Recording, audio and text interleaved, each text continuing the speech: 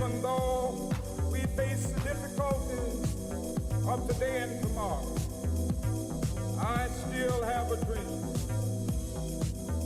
It is a dream deeply rooted in the American dream. I have a dream that one day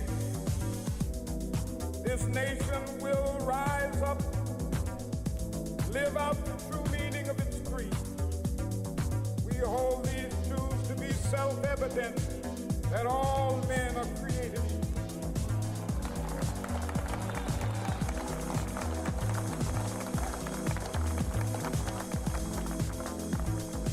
I have a dream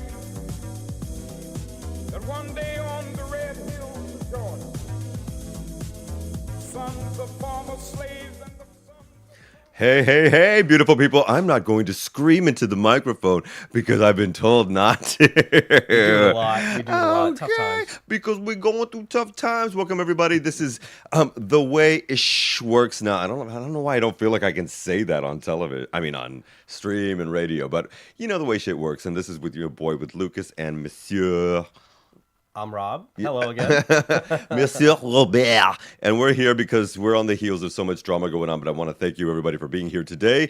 And, of course, we're bringing you the layman's expat, immigrant, now U.S. refugee version of things that are going down now. And since our last time together, and we did a little snippet in between last week, and we got actually a little bit of editing that we have to do, love. Yep. But It's on me. so much has gone on in this world. In fact, what people need to know as we start is that he has joined the Forever 39 Club. Oh, yes, I have. This week is part of the reason why we didn't get rid of editing. And something beautiful about being part of the 39 Forever Club, as I voted in the New York State Board of Elections is that you don't have to age. I'm going to quote Matthew McConaughey right now, or paraphrase him from Dazed and Confused. Mm-hmm. Stay the same age. Not quite the same. Not quite the best. Child, it's 30. Yeah, no. Not that scene. Just the thing that The vibe. he says. Yeah, The vibe, of course. And of course, we're vibing it a little bit lighthearted today because we also get later on in the 2 hours that we have to give to you today. So we'll be splicing this up with love on Al Gore's interwebs. We've got some beautiful people coming on. In fact, absolutely. Who's our queen that's coming on? Tell the good people, please. Annie Grohl, the heart and soul of the Barcelona Democrats Abroad, Barcelona Child, Democracy please. Lovers. She's queen among queens. She's doing so many events. There's International Women's Day today. Exactly. So shout out to all our ladies and women at 11:11 on a Saturday in Barcelona. God bless you. Thank you for doing this, and thank you for creating every single person that has been born. Every single one. That'll That'll be fun. That'll be fun. We'll have a nice round table with some people. We'll talk about these types of things. There's also some important races coming up in the States that we'll get to talk about, and we'll get the expat sort of roundtable experience. Hour one is for Lucas and Rob to do what we do. Exactly, and that's what we're going to do, what we do as we do. Now, the thing that I guess we're going to start off in, I love how my brother Rob plans it out in acts. Act 1, Act 2, Act 3, because this is what we're doing, and he knows that I'm a theater nerd, and so he has to do it like this. You've told me a lot. I'll tell you. I go from semi-amateur to semi-pro, trying to get better and better with working in the studio with professionals. And jumping leaps and bounds beyond me, in fact. So thank you for doing that, man, because it's like all en plan como.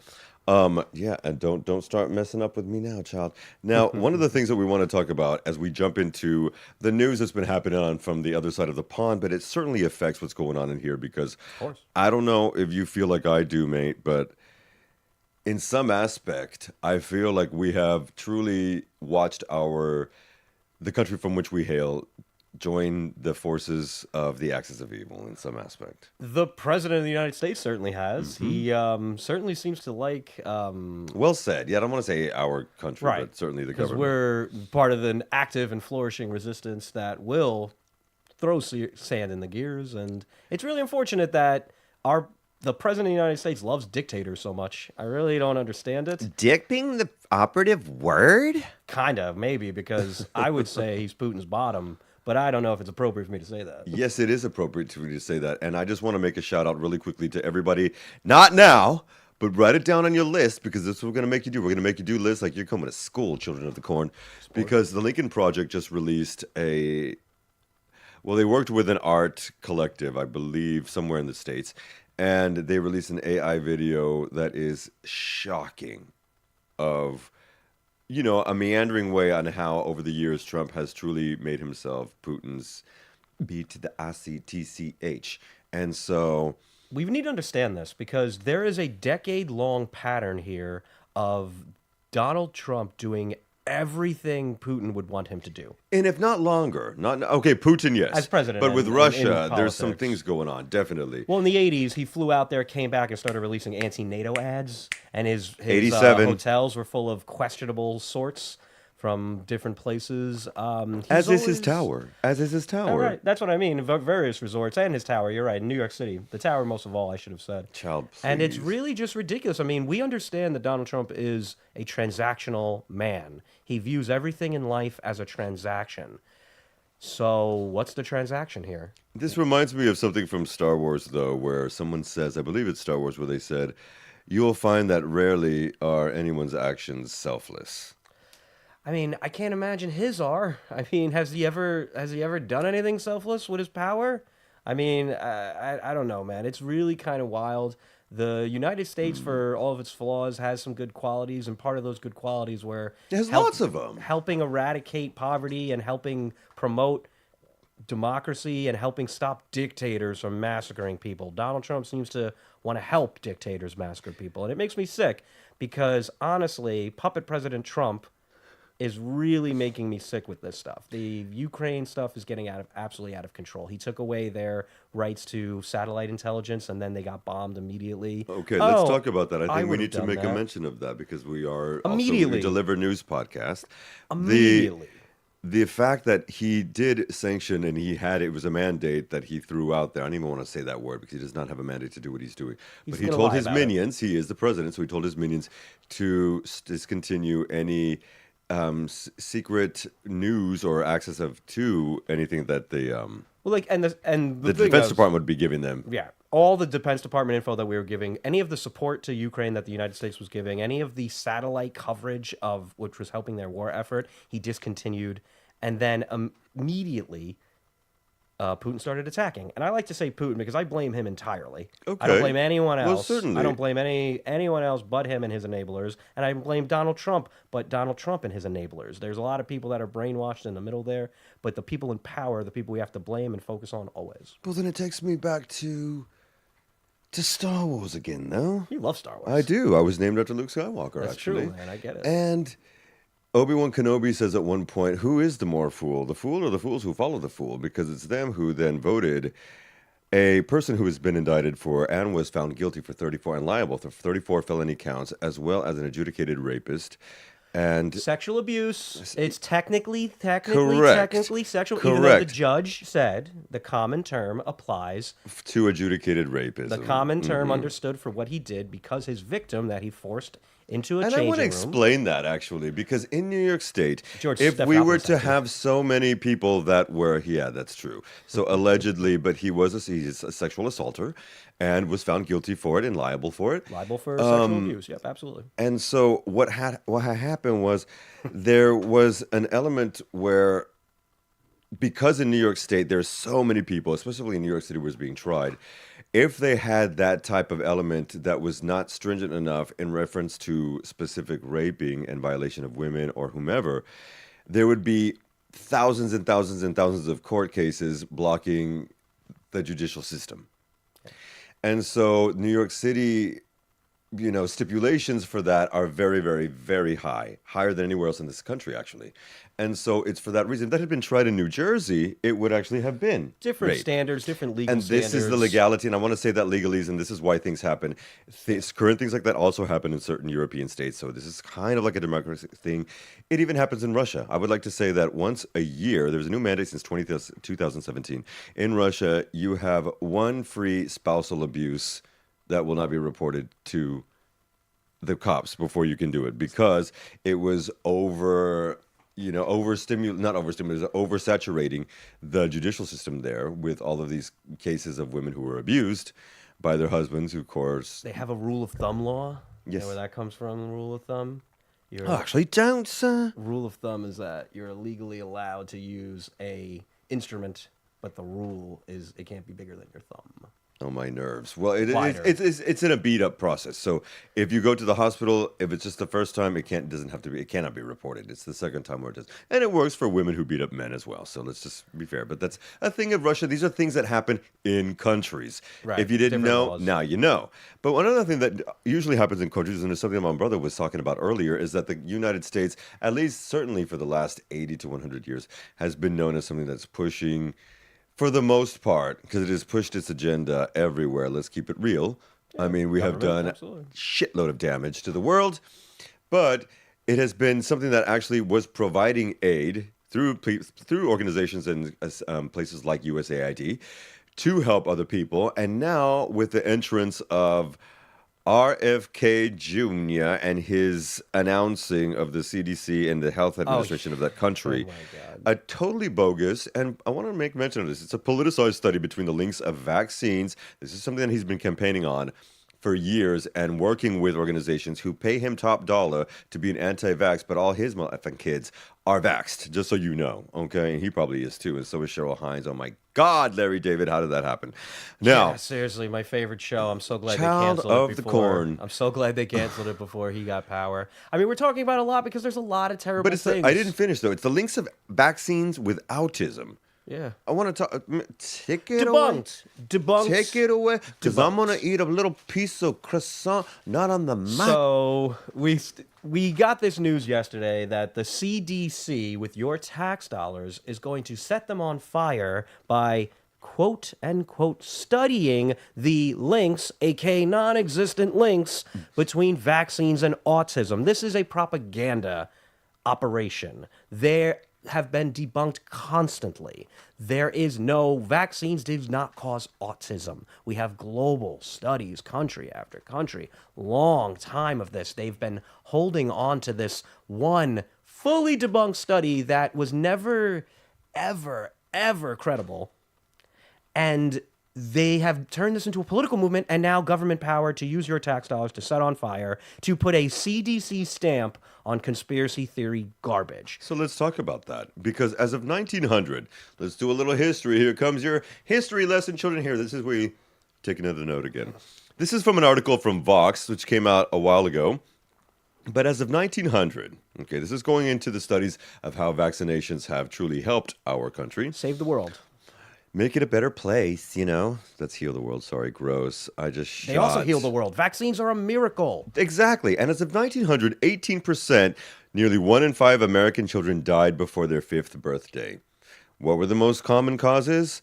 Pneumonia, measles, dysentery, and diphtheria, and those types of household rampant viruses and illnesses. Contagious diseases killed people all the time. In the 20th century, we had 6-figure amounts of people dying of measles, 6-figure amounts of people dying of contagious diseases that have been dropped and viruses that have been dropped and off the map by 99 to 100%.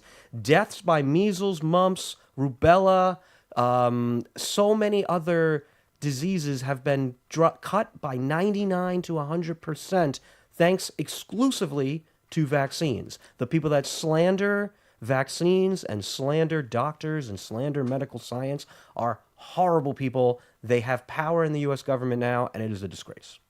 Howard Merkel, an historian of medicine who has studied epidemics forever and worked with Samuel Preston, a demographer and co-author of this book, Fatal Years, Child Mortality in the Late 19th Century, said it was actually surviving these communicable diseases was the rite of passage of childhood in this time.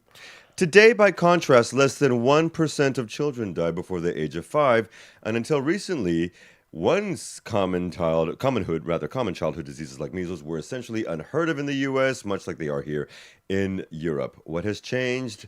Booyah, take it away. Vaccines. 30,000 people were dying a year of smallpox in the 1900s.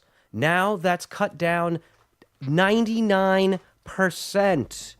100%. The numbers are insane. Let's take a look. Measles, if you don't mind. Measles cut down 99% from 530,000 a year dead in the 1900s. Down 99% was 47 people died in 2003. Now, what are the statistics of people right now? mistakenly, excuse me, I did have something in my mouth. It was just bread. Mistakenly, this man, by the way, RFK Jr., you have not heard of him speak. I hate him. He does have some issue of something that has happened to his trachea and esophageal issue, and so it makes his voice sound very strange. It's horrible to listen to. It's even worse than listening to Trump, if that's even possible. But this man, in a meeting with the cabinet and everyone and their mother, including that piece of crap Drumpf, stated that two kids had died in Texas when it was only just one. Now, I believe there are several that are in ICU right now. I know that there are hundreds of infections. 200 in Texas. Exactly, West Texas. and 70 in New Mexico, their neighbor to the west. And this is something, again, and as of today, you sent me something this morning. There's an outbreak in New York, in my state. A toddler has measles in the year 2025. 2025. It's going to be a funny cut. Okay, I'm going to put on a crop top, and I'm going to shake it like Gwen Stefani now. Oof, this is the...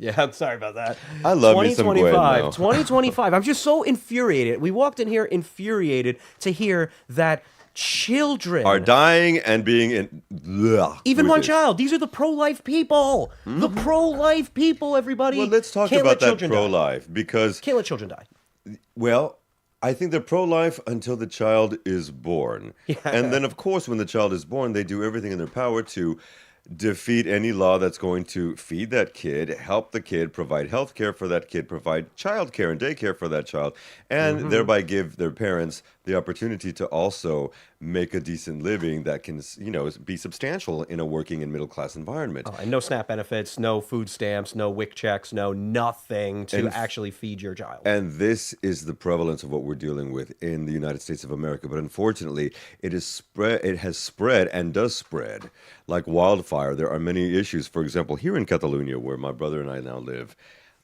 there has been a meeting of the forces between the socialist administration of Pedro Sanchez and one of the independence parties here, the main one that started the hullabaloo years ago, called Together for Catalonia, Junts pel Cat. And basically what they're claiming, and there is some evidence behind this, so I want people to realize that a lot of things that happen, is why I'm saying this simile and analogies, that a lot of things that happen in our country where we were born happen in Europe where we now are permanent residents. And what they were saying is that in certain regions of the autonomous communities of this country, Spain, they were busing Latino immigrants and Moroccan immigrants and moving them to Catalonia.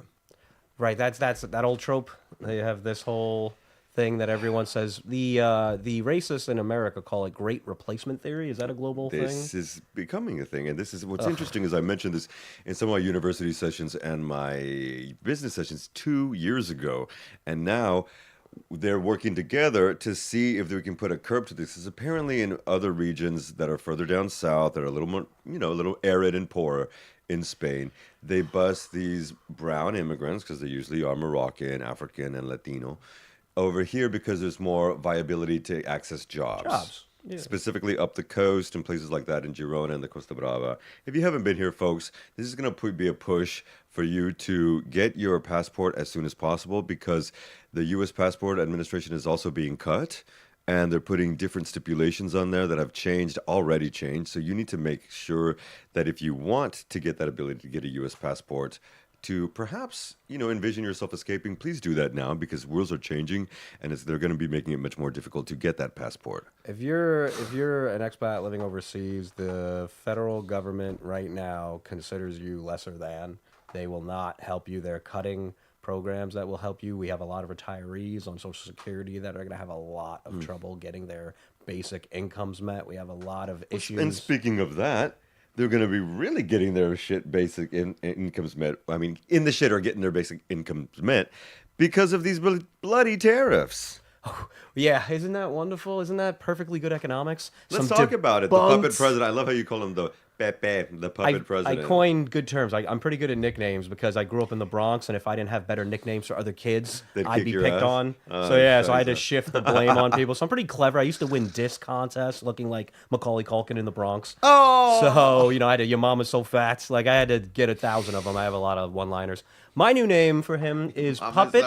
I don't think I've heard that shit in 20 years. Okay, 2005 again. We impress each other all the time. We're new friends. We're new friends. We have to figure out. It's just it's growing. So we could talk about that. We could talk about a lot. These dolts, terrible tariffs are what you call them. It's debunked. It's debunked economics. What did they say? Voodoo economics for trickle down, which is also true. Tariffs are the most ridiculous thing to be used as an engine of replacing tax revenue from billionaires and mega corporations to start, but they're just ridiculous in its own.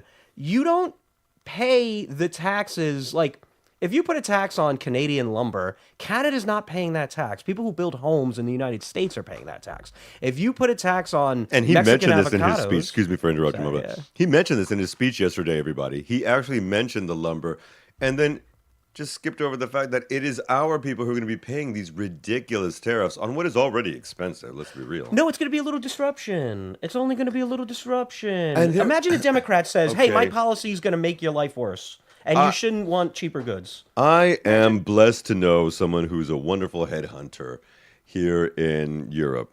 And anybody who needs relocation purposes, I want you to look up EUNITY, Unity. And they're working with, they're talking to somebody who they were mentioning there were some struggles getting in contacts with certain things in meetings this week. And so somebody mentioned during the meeting, I know there's a lot going on with the tariffs, and the person on the other end who runs this American company that shall go unnamed Probably good. said, yes, things are difficult because of the tariffs, but those tariffs are necessary. We have to do them. And of course, on the European side, that was like, okay, let's continue the meeting. But so even when they're running, Fortune 1000 companies, I wonder what they say when he starts when puppet President Dolt starts the tariffs, stops the tariffs, starts the tariffs. Now it's going to be a month. Now it's going to absolve. I these just want to things. say this company creates things for homes. That's all I'm going to say. It And just so, isn't- yeah. It's not how it works. we have a global down, brother. economy. Calm I'm down. so He's like, I'm so "Ooh, angry. Jesus. We're because going to go to church, y'all. We're taking motherfucking church, y'all. We're running Y'all need the Jesus. United States government, which has to operate on facts and logic. What are you and talking about? reality. There are no facts. These are alternative facts, sir. A complete Kellyanne Conway. moron. He doesn't have a single good idea in his head. The moron puppet Well, president doesn't he have a has- single good idea in his head. Well, wait a minute. Maybe one. Maybe Well, one. wait maybe a one. minute. He's got good ideas in his head to help him. Oh yeah, if To you. help the top 1%. He knows how to do a meme coin rug pull. He's really but good at that. Let's stay on task because I want us to sorry, talk about tariffs. this ridiculous Republican scheme that is taking away our people's money, and we still have to pay a little bit of taxes up in there too. Of course we do. And taking that I just to did. give to the top 1% who already have that. Now, this is going to mostly affect the indigent, the poor, but I just want to say the rural retirees. Rural. Where they're cutting 40,000 jobs apparently, or is that going to be paused as well for Veterans Affairs? So here's my problem, and we've talked about this on other shows. Like, I have been every single political ideology you can imagine. I voted for everybody from Ralph Nader to Libertarians to John McCain to Biden to Kamala Harris. I've studied, I've read the books, I've watched the documentaries. The conservative project says government is a poison, government is costing you money, government is making everything worse. It is garbage. It is garbage. These social safety net programs that we have for retirees in the States and other countries, I don't know Testify, as well. man. Testify. But the social safety nets programs we have in the United States, like Social Security and Medicare, provide stability for seniors and retirees and disabled people. Millions of them, by the Tens way. of millions. Tens of and millions. I also want to make mention with it's the firings that Doge has been doing. We don't think about it, but we're talking of scores and scores and scores of thousands of lives who have been, for the time being, for them right now and what they're feeling, irrevocably changed. That money's gone from their income, and their lives are screwed. Some of them have kids in charter schools, in public schools, in private schools. They've got them. I mean, how are they in university? How do you pay for that when your income of whatever it was? Because let's be real, it's a functionary civil servant position. Somewhere between 40 and 70,000 max is gone, and that chunk is gone. Your life is shite and ruined. The return on investment is massive for these civil servants. First of all, they get into the job like you said, and I'm sorry to interrupt you, Big Quick, I'm so angry. We get into these situations. I will, I promise. I'll breathe on the break. I'll breathe on the break, everyone. My apologies. The civil servants do such good work. The return on investment is massive. The amount of people your standard civil servant helps can be calculated into the thousands every single week. Seriously. It's ridiculous. Because think about it. If they're dealing with the income tax of over 250 million people, and there are only several thousand people working at the IRS, that means they are controlling tax to millions of people. And instead, who's getting control through the U.S. Treasury right now? Doge and a bunch of 19 to 24-year-olds. Big balls, Treasury. Who, again, I just have to say, Big Balls is now one of the advisors to Secretary of State Marco Rubio. We'll get into little Marco Rubio every single time. But I just want to circle back, because let's talk dollars and cents. We don't have to play a bleeding heart violin for the civil servants or the people that are dependent on benefits. These are core programs to economic stability in America. And in every democratic country. In Spain, where we live, yes, of course, that is also the highest employer is the federal state. But also, you don't, okay, let me give you an example. If you have a corporation like fast food like McDonald's that relies on overwhelmingly paying people substandard wages, those people have to be on SNAP benefits. Those elderly people can only afford to take that job because they're on Social Security. Your workforces will be devastated by devastating these social safety net programs. I hate calling them entitlements. That's ridiculous. The word entitled is bullshit. Because it also parlays to what's really going on with communal narcissism, because that's what entitlement is all about. They want to call you leeches for paying into a system your whole life and getting a benefit 40, out of it. 50, some people have been working since children, 60 years, and they don't retire till they're in their 70s. My father, because he loves working, he loves his job. Now he loves hiking the world. And it is this element where if you have put in 40, 50, 60 freaking years, and you're going to say hell to the no now, after everything that was installed post-World War II, it's credence to this, religious right, family values, Christian democracy, nationalism crap. It is a lie from the pit of hell. Yeah, the right-wing politics have completely bastardized what it means to be a Christian. The politics of politics have failed. No, what is that? Gotta be a Simpsons reference somewhere in there. Well, first of all, I love your Star Wars references because we are fighting an evil empire right now, and we're fighting evil empires everywhere. And there's two of them, right? Darth Vader and the Emperor Palpatine. We have our two. We have Con Man Musk, and we have Puppet President Dalt. There's the correlations are great. Maybe you're Yoda and maybe I'm Luke. We have a lot of really interesting points there. But The Simpsons. I thought I was Luke, but you know what? I'm just gonna give you because you're 2 years older than me. That's why you're Yoda. But here's the thing. I really want people to understand the fact that you're being lied to on your faces. They have these think tanks and these companies that come up with these studies to show you theoretically, if we just set fire to everything the federal government does, you'd be a lot richer. No, you won't be a lot richer. The people that run these think tanks will be a lot richer because they don't have to pay a reasonable corporate tax rate. That's what they want. Let me ask you something, because you were involved, as you said, in all of these different political movements over the years. What do you think continues even right now? And I do believe that I've seen scores of videos already of people who are saying, oh my God, crying, this is the biggest mistake. I don't know why. My inner man told me not to vote for this guy, but I did it anyway, and I feel like a shit ass.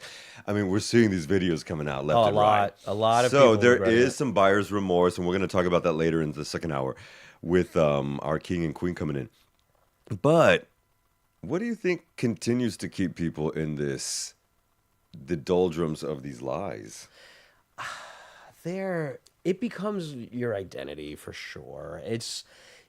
Nobody wants to be insulted, or right? lack of identity. That's what I'm saying. It becomes your identity. Mm-hmm. So you don't have one, so this is what you become. You're part of a group. You go to rallies. You wear the mob same mentality. hats. Mob mentality. Mm-hmm. And the fact is, also people don't like to be insulted.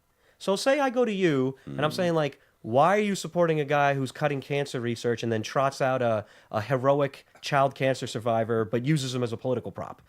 you're an idiot for supporting that. They go, I'm not an idiot, you're an idiot, and then they double down. We have to talk to people differently. Like, listen, as much as you want to tap dance on the people that are miserable who voted for Trump 3 times, the only way we're going to stop this guy from becoming a dictator is to erase his public support. So if you start somebody who's like, he's doing that quickly. He's doing it very quickly. And so we can't shove their faces in cow crap when they go, I just realized now that I made a mistake. You got to just be like, all right, we're going to pick on you later, but now we have to kick the fascist out. So you down?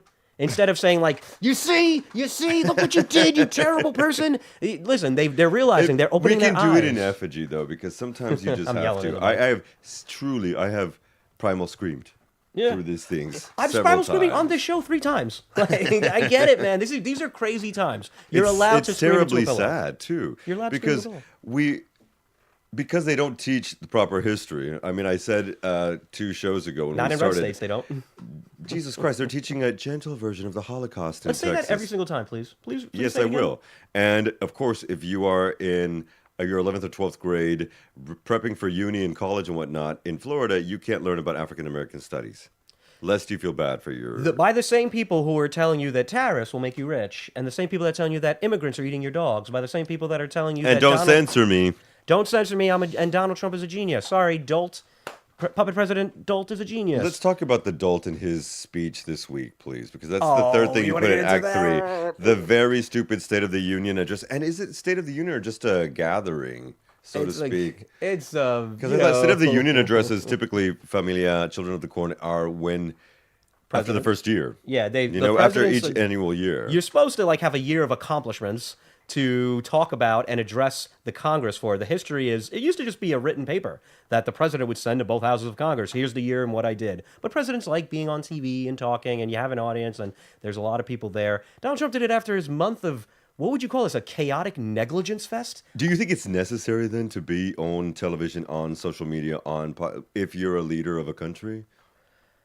I mean, yeah, right? I think, it's a good thing that presidents do this. It's not a good thing that the biggest pathological liar ever known to mankind uses the platform and has his cult cheer, trained seals. Oh, yes, tariffs. Oh, Mr. Trump.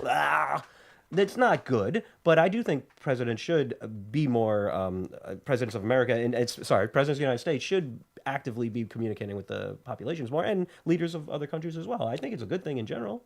Amen. But then what's not good is when, well, thankfully, and everybody should know this was the lowest rated address, we'll call it. I don't want to call it State of the Union, but it's the lowest rated address that he did in front of Congress that he's done and in recent memory. So that's a good thing. Fewer people saw it. But one thing that I thought was heinous was... transgender mice? Well, not that. It was actually what happened to Mr. Al Green. Oh, he's a hero. He gets his flowers now then. Go ahead, please. And, he's 2 years younger than Trump, which is... But to see 2 aging men, one gentleman, one piece of shit, rallying in front of each other, and then having this man, the sergeant of arms, come and take him away, it was to me, it was horrifying. The free speech president had his puppet, the Speaker of the House, force out a heckler. Please take this gentleman. And I just, looking at both of them, and I don't give a shit, because I am a homosexual. And looking at Vice President eyelining drag queen wannabe J.D. Vance, and that my son checks out my sex porn app thing. The MAGA Mike Johnson, yep. MAGA Mike, Moses Mike, as my girls in iHip News call him. Having these 2 closet case homosexuals behind him, standing up, train seals, doing all this, it is absolutely now. I also want to say I agree with Alyssa Farrah Griffin on this. The signs. We're not in an auction house.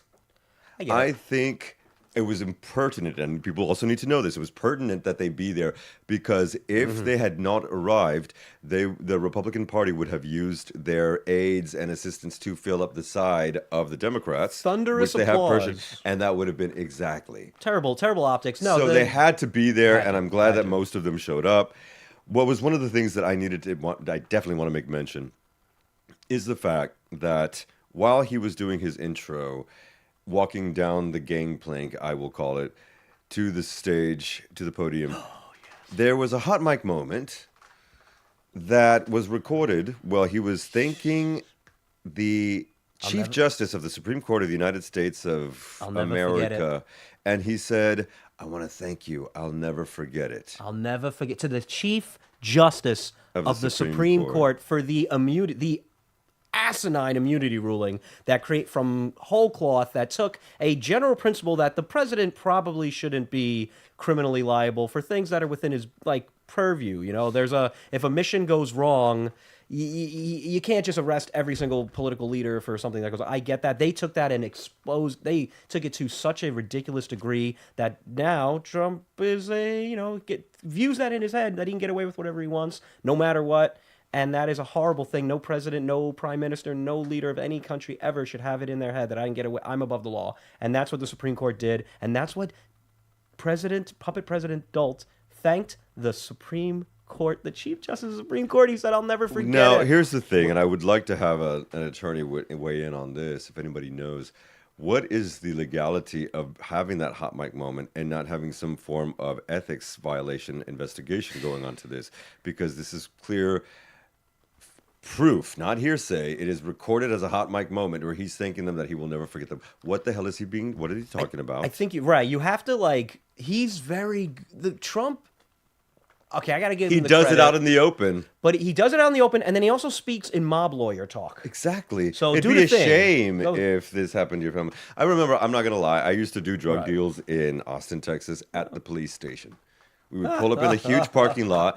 It was just weed, everybody. God bless cannabis. Come on. But we would do, because no one in their right mind is going to think of looking for that there. And it would always be similar. You come in, you're smoking a fag, you get out, someone comes in, do the deal, da-da-da, here's 20, bye, and you drive away.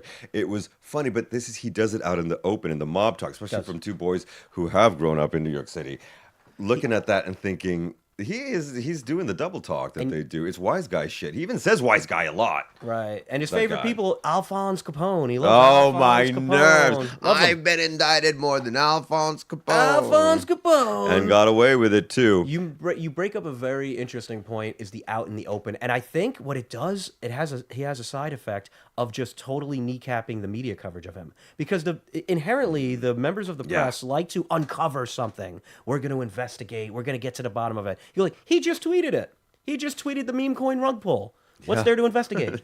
And so he really is good at these levels of communication. He's really smart at it. There's also this seemingly kowtowing to something in regards to trying to keep things up as if we are still living in a society where we can play with the rules. And the Republican Party has thrown the rule book out. And we have, for example, and I want to make mention of this, there were 10 Democrats who joined the Republicans to vote. I think that's very against stupid. the censorship. And the thing is, the censoring of Representative Al Green. It's an official a grandpa. condemnation. I just want to keep saying that. He's a grandpa. And as someone who's been there longer than all of these people who have been in there. And so I want to make mention of who these mothers are. You can name and shame them. I shall. And these were California Representative Ami Bera, Hawaii Representative Ed Case, California Representative Jim Costa, New York Representative Laura Gillen, Connecticut Representative Jim Himes, which... Jim, hail to the nah. Pennsylvania Representative Chrissy Houlihan, Ohio Representative Marcy Kaptur, Florida Representative, and this is the one that really got me because he's part of my community, Jared Moskowitz. I love you, brother. What the hell?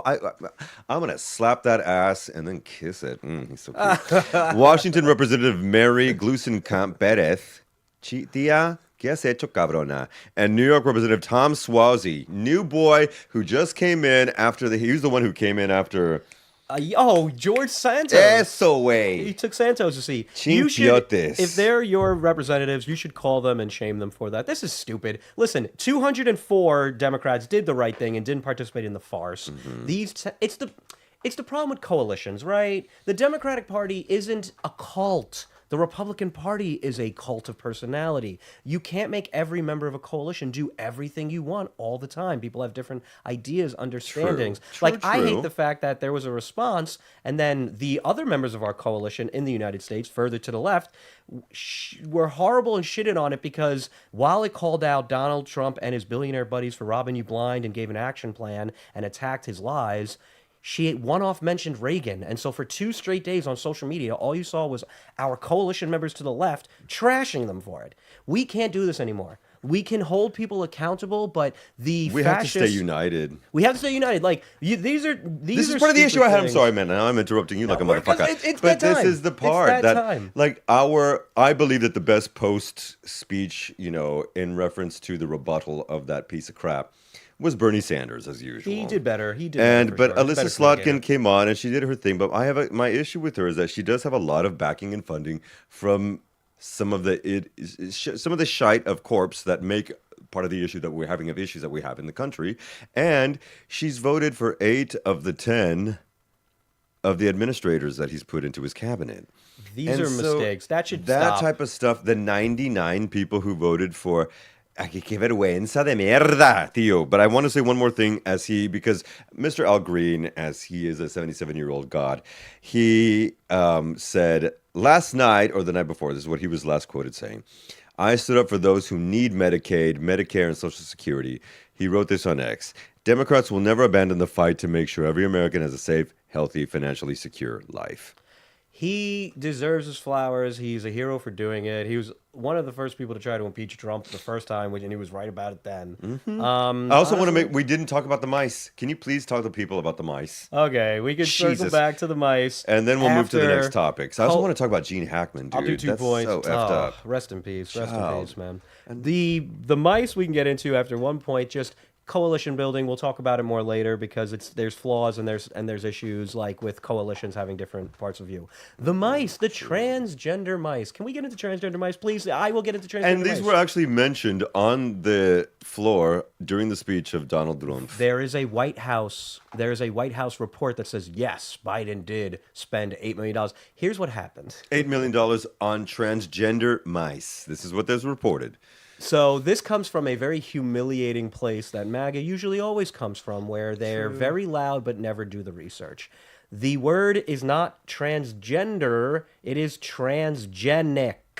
Transgenic, which is altering the genome of mice to better help with cancer research. Exactly. So they spent $8 million because it costs a lot of money to alter the DNA and the genome of mice. But they're always doing something. They just made woolly mice. Right. Woolly mammoth skin mice. We use mice in a lot of, medical research facilities and capabilities because we need to understand this stuff. This is again, if it can help bring cures for cancer, it is a good thing to do. That's why we should spend money on it. But I also need to make one quick mention. Fun fact. Yeah.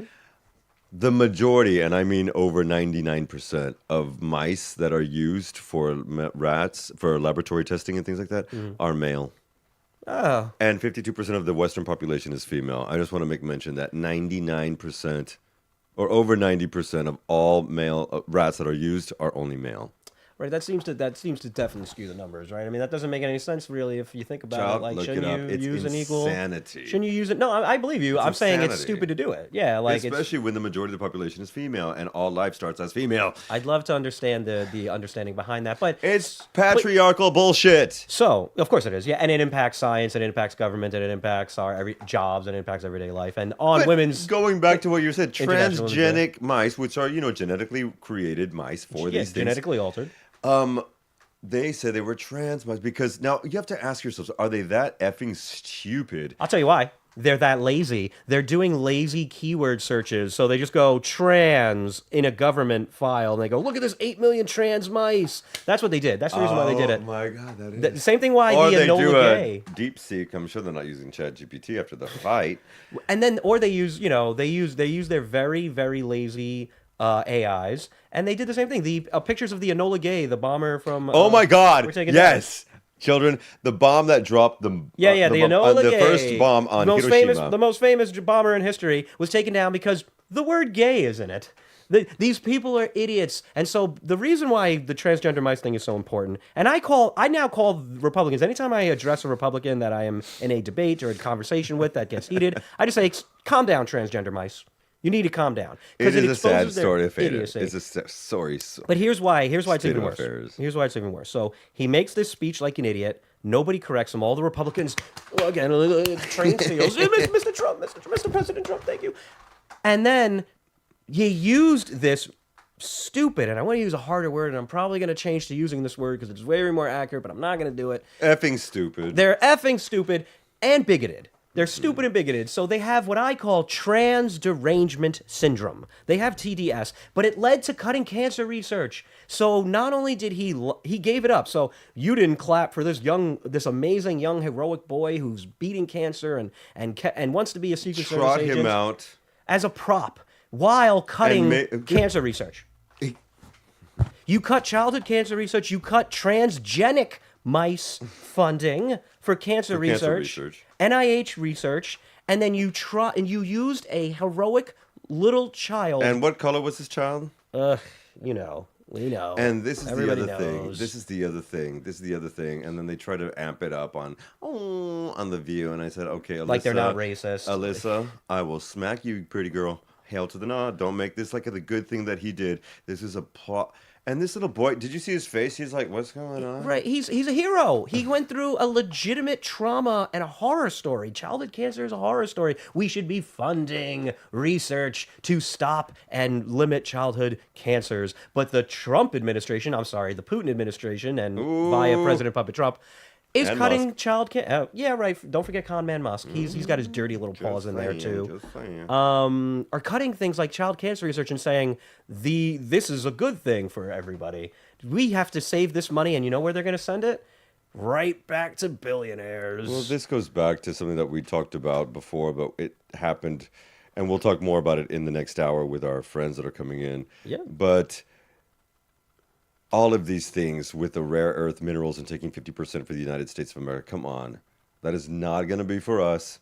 That's going to be going to somewhere else next to them. They're going to take 50% of the rare earth minerals and ship them 5,000 miles away, or they're going to give them next door as appeasement to Putin. Oh, I find that the whole thing, the way that went down, we'll get into it later with our girl Annie Grau and our brother Michael coming in. We're going to wind down in just a little bit, but I want to make a little bit of mention of some culture reports. Culture reports. Can we do some culture reports? Yeah, please do. You're the. Woo, child. The Oscars were the other day, and they did not go the way that I thought they would. But I don't know about your childhood, man, because we were not permitted when I was a little boy, and I mean just off the teat, in the early 80s until 1991, we were not permitted to go to the cinema because the spirits of homosexuality lived in them. Oh, is that how? Oh yeah, that's how they got on to me. That's why I'm a homosexual now. And yet we didn't go for 9 years, so you put it together. So I remember the first film we saw when we went back was Dances with Wolves, and we all cried there. But before we went in there, and this is not a joke, my mother made my father walk through this cinema row by row, rebuking the devil of homosexuality. Is that like with holy water and no, just how walking Christ through and like compels you? putting his hand and rebuking the name of Jesus. Like crazy Judeo-Christian shit. Hi, that's how I was raised. So the Oscars was always a thing we would watch, though, on telly, and yet we couldn't go to the cinema to watch them. So you had no reference for what was No, being but I had the awarded. reference of style and stars that my mother was really big into telly that we could watch. Like, she let us grow up watching a lot of horror movies and action and blowing people's heads, but no sex. Wow, that's You know, interesting. it is interesting. Yeah. I'm in therapy, God. But, We you should know, all be in the therapy, I movie, think. amen to that. But some of the stuff that I wanted to win really didn't win, and it was weird. But I also want to say that I was really happy that finally someone that I truly love for many, many, many, many years. I mean, honestly, since she was in that horrible Britney Spears movie, Zoe Saldana, my Latina Americana sister, won Best Supporting Actress for Amelia Perez, especially after all the drama that went in through because of its lead actress. I mean, girl, please. But the movie that won the best everything was Anora, which is the story of a sex worker who hooks up with this very privileged Russian oligarch kid. and a guy, and he ends up standing up to Russian oligarchy. And there were a lot of people who were just stipulating and speculating, like even Conan O'Brien said that people who voted on this were revved up by the fact that we could actually see someone standing up to a Russian oligarch. Yeah, it's so because out we of don't have a character- president it's so that out can of do that, character and it now. really swept the Oscars. Now, my girl Demi Moore didn't win for Best Actress, which made me sad, but shout out to you, woman. We're watching your movie tonight, actually. And for the first time in, I think, ever, I feel like it's forever, a European film won Best Animated Film. It was not a Disney or Pixar or DreamWorks thing. It was a Latvian-produced film called Straume, or Flow, which is about a little black cat. And the beauty that I'm dating has a little black cat that looks exactly like it. And I just want to say it's nice when an out-of-the-box European independent cartoon can win a major Oscar, and now it's just getting lots of buzz. No, I appreciate the information. Honestly, I've never watched a single Oscars. Oh my God. I used to, when I was younger, I was into the MTV Movie Awards and Music Awards. Okay, the Music Awards, yes. The MTV Movie Awards pissed me off. But I haven't watched an award show in quite some time. You're going to teach me a lot about culture because I'm so... Have you never watched the Grammys? No. Do you remember the American Music Awards? Yes. Those things were so bought. Clips oh my God. Clips of like performances, like I've seen on YouTube and stuff like that. Like my wife wanted to watch the from Wicked. There's those two, Ariana Grande and that amazing, what's her name? She's an amazing singer and an actress who plays... Cynthia Erivo. Plays the... that British queen, yeah. It just absolutely amazing performance. It really was. They just blew the house down. And I like that. That was really cool. But yeah, I just never been into it. Like, I get the intrigue. I'm a dork. I love this stuff. Literature, cinema, television. You're a culture critic, and that makes perfect sense. It really was. Until the pandemic, for 2 magazines here. There is, and now shout out to the Culture Corner on Metropolitan Barcelona with my girl Tori Sparks. But two last things quickly, because we have to start winding down for this first hour. But they always do the annual, showdown of people who we've lost. Every Oscar, the Grammys do. Everybody does it. The Gaudis, the Goyas here. And they didn't shout out my girl, Shannon Doherty, one of the lead actors from Beverly Hills 90210. Huge crush on her. Charmed. I mean, straight up. And, her role as an out of the woods box, whatever you want to call it, twin in a show in an upper middle class neighborhood I just really identify that as a twin in an upper middle class neighborhood who was and I love Shannon Doherty, and she died this past year, a few months ago, because, and I'm not joking, she had lost her SAG because she was not able to work fighting her cancer, and she'd actually been beating it for years. She lost her full-term SAG insurance because she couldn't take a role in the last year. They cut her off so she couldn't do the full treatment that she needed, and that's why she passed. Wow. Yeah. That's really fucked up. Yeah. And they didn't make a shout-out to her, so I want to make a shout-out because, Shannon, I just want to thank you for everything that you mean to me. I absolutely love... I watch her every week, something. I just love her. I've loved Shannon Doherty since I was a little boy. Rest in peace. On Our House with Chad Lowe and Deirdre Hall. Anyway, and the other thing is the report on Gene Hackman dying, man. It was... And his wife, his beautiful wife, too. It was... The speculation She died of the hantavirus, wild. dude. She died of the hantavirus. I learned about that on the X-Files when I was a kid. Yeah. The speculation was so wild and ridiculous, but it's a horrible situation. So can you tell the people real quick what happened? She died before him, and he... But the most horrible thing is we're both dog owners and dog lovers, and the horrible tragedy is compounded even worse that a dog was trapped in his little cage when they died, and died that way, and that is just it's a tragedy all around, of course. But that really is where because I had a dog that passed in a very horrible way too. What shocked me was that it said the 95-year-old Hackman may have lived for as long as a week after Arakawa's death. And didn't, oh man. Yeah, but he was in such a poor state of health with significant heart disease that it was resulted in his death. And of course, he probably passed overnight, and the baby was locked in his pen, and then could never. Yeah, just such a tragic situation. And also, Michelle Trachtenberg passed away. If you don't know, Gossip Girl and so many wonderful. A very American comedy of American kids. That is questionable as well. And so, power to the people, folks. Count your blessings. Yes. Remember that we are still alive. And for those of you, of the more than 15, 16 million of us who have escaped the United States, come on over, kids. The dreams are fine. We're going to throw out a little bit of music as we transition. We're going to have a couple of guests here as well. And in fact, Annie Grohl, one of the queens here of Democrats Abroad, is going to be joining us. So thankfully, we've got so much to get to Women's Day. on International Women's Day, and a wee panel coming up on the way. Ish works now with Lucas and Rob. Thank you, everybody, for being here for the first hour. We'll be right back in just a few minutes. Loves, don't go anywhere.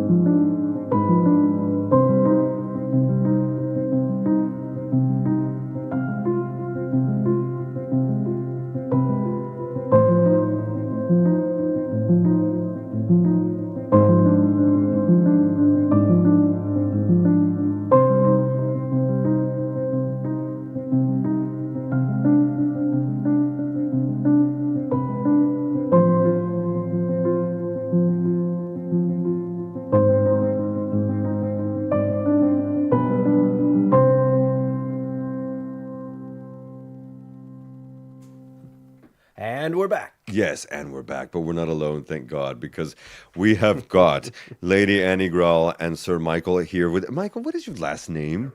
It is Perry. Okay, I didn't want to miss it. The wrong Well, thing. nice to meet you. Michael Perry, Lady Annie Grohl, thank you so much for being here. In fact, these are two more of our deliciously necessary U.S. expats here on the way. Ish works now with Lucas and Rob.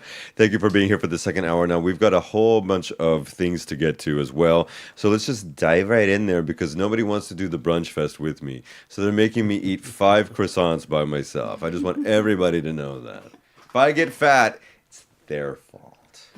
Thank you for being our first guest. I mean, this Seriously. is really cool. I can't wait to get into this little chat with you. But on International Women's Day, it would only be right to start with the Queen of Barcelona, the heart and soul of our organization, my favorite person on the planet, Annie Dems Grohl. Abroad, BCN. Thank you so much. And thank you for doing the work. Thank you for doing God's work. Seriously. I'd run through a wall for Annie. Love you, Annie.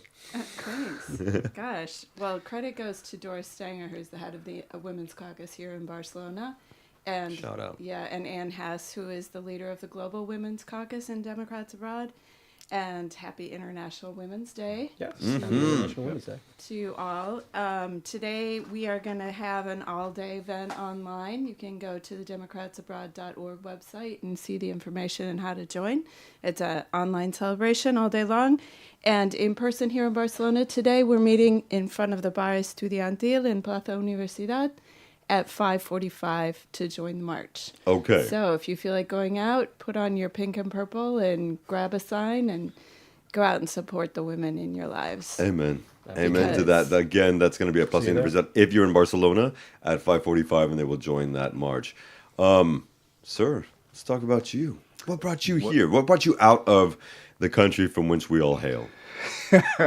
I've always wanted to leave the U.S. I've wanted to leave the U.S. for a very long time. Yeah. I don't know. It's been a dream of mine for a long time, and with everything that's going on now in the country, it was a smart decision. But I kind of predicted this for a very long time, Yeah, so man. it's not a surprise to me. We were talking in the last hour how there have been so many changes to getting your passport now, and I had just. The Spirit of the Lord told me to get everything re-renewed for 10 years before Biden was out. And it was processed faster and cheaper than I actually thought it was going to be through the consulate. So folks who are already out, remember, get that done ASAP if you haven't already done it. Hopefully you get the process going now. So you came at the right time. Now, Yeah, I think so. would you ever want to go back is my big question, because that's what I'm getting at from across the board from everybody. Absolutely not. And that has nothing to do with Trump, to be honest. Yeah? Yeah. So even before Trump, I already knew that I did not want to go back to the U.S. How long have you been here? Almost 2 years. Oh, so my wife and I moved 2.5. Yeah, That's right. We're okay, almost sweet. twins. Very cool. We're twins. Well, can I ask you, Brother Michael, why you felt that way before you even moved? Yeah, because I'm a Black American, and I know what the U.S. is like. And so, what Trump is doing in the U.S. is not really new to me and to my family and to my people. So Exactly. there was always reason to kind of like up and leave. So yeah, And so you did. and so I did. All right. Now, Annie, you've been here for a hot minute as well. Yeah, a few hot minutes. Yeah. How long? I came in 1987. Nice. So, Amazing. yeah. This- So you don't seem to be going back anytime soon either. no. Do you see my face? This I'm is like, home now. This is home now. I hadn't been born in 1987. I know. I'm old. I'm kidding. Yeah, me neither. We're all just so thin, young, and gorgeous. Annie moved here when she was 2. And that's why she's more Catalan than him. So okay, I just have to take a break, children.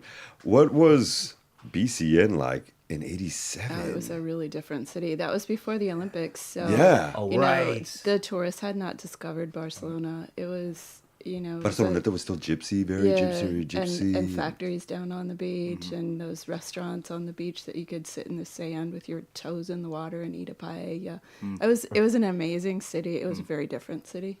Do you... Like a hipster paradise, sort of. Yeah, kind of. I'm tripping. I did not know it was 87. What do you see it not as amazing? No, it's still an amazing city. It's a wonderful place to I live love and it raise your so kids. much. But do you see it as less amazing? And do you blame Geedies? Because we're all Geedies. Geedies, by the way, for our international audience, means those tourists who come to live, or just tourists in general. Well, Yeah. actually, if it's okay for me to just interject, what do you think has been the good parts of the change, and what do you think has been the negative part of the change? Much better asked. Yeah. Yes, thank you, sir. So, Yeah. just if you don't mind. No, so Barcelona back then was didn't have nearly as many like great public transportation options. I used to ride my bike in the city, which was sort of taking my life in my hands every day because there were no bike paths or anything like that. It was, women wore skirts. You didn't wear shorts or anything like that. It was much more conservative. I mean, those were different. It was different times. And the thing that I really noticed was the city was much more. It was quite dirty then. I mean, they sandblasted a lot of buildings and cleaned up the city a lot. And also, cars are cleaner now, so there's not so much pollution from the cars. It was darker. It was like gritty. Visually, it was darker. Yeah. And now you can really see the modernist buildings are so brilliant and clean and beautiful. On the other hand, it used to be you could walk into any bar and get an amazing locally prepared meal, and now you kind of see, McDonald's and KFC and Burger King on every corner, and so it's lost a little bit of that local feel. It's lost a lot of its local feel, and there are parts of the city where you could be anywhere, really. You go to Plaza Catalunya and you could be in any major European city because you see the same stuff. My father sent me, he's in Mexico touring right now, and he sent me a picture of something yesterday, and it looked like Plaza Real in Madrid. It looked like exactly like, wow, but it's in Yeah. Mexico. So I hear what you're saying. Things kind of get generic. Well, but the big McDonald's, Burger King, tourists. KFC, guys, we just want to help. We want you to eat the good stuff we get to eat. Right, It's for your benefit. I won't pretend I've never been there. But I had my first McDonald's in a year the other day. The other day being this week. and it was tasty. I personalized one of those little chicken burgers and a little fry, and I enjoyed the crap out of it, and then that was it. It was interesting. I hadn't done it forever. You all right? Right after. I felt great. I felt great. I was still hungry afterwards. Annie, you make a very good point, and I'm so interested because you're right. The beaches that Barcelona is known for were created for the Olympics. It was a line of factories. Well, how is that like in the culture and the atmosphere? Like, we have a beach now. Yeah. Like, because I could never imagine Barcelona Without it. Right. Yeah. Like, it was one of the smartest urban civil engineering projects like probably ever. Did you see it go down? Yeah, like you must have. How did that go? Yeah, there was a little beach there, but it was it was small. I remember seeing the abuelos sitting out on the beach in their pajamas and their, with their little dogs in the middle of December, and the old men jumping in the sea and having a bath and the sea, and it was crazy. Were that they was the nude Barceloneta. like they are now? No, Okay. no. Some Speedos. So what's your favorite part about Barcelona?